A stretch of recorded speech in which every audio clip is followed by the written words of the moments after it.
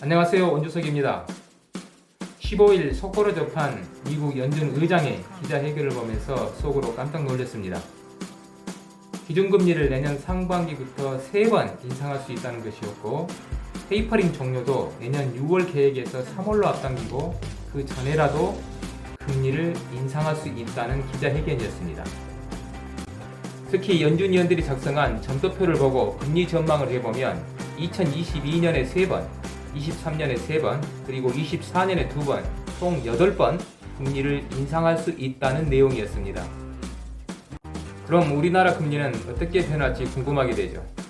언론 기사를 통해 전문가들의 예측은 미국이 기준금리를 2% 유지를 하면 우리는 2% 후반에서 3%대 금리를 추정하고 있습니다. 물론 3년 뒤 그때 상황에 따라 어떻게 변할지 모르겠지만 어쨌든 지금 금리 기준의 3배나 되네요.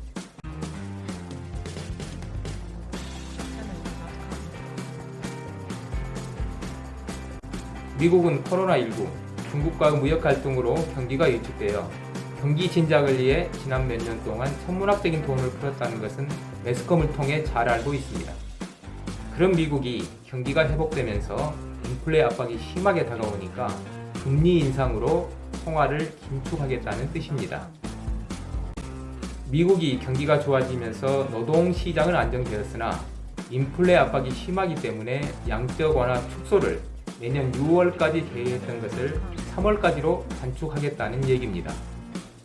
그래서 테이퍼링을 조기에 끝내고 내년 상반기부터 금리를 인상시켜 물가를 잡겠다는 정책을 내비친 것입니다. 아마도 3월 전후로 금리 인상을 한번 할 것으로 예상이 됩니다.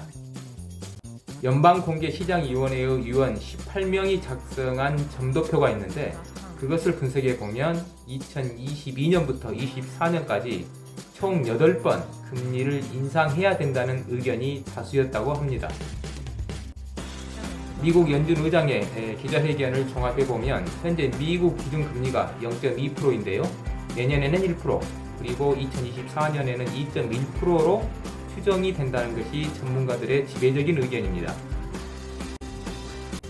그러면 우리나라 기준금리 인상 예상과 주택담보대출 이율에 대한 영향을 살펴보겠습니다. 이주열 한국은행 총재도 내년 상반기 기준금리 인상을 예고한 것으로 보입니다.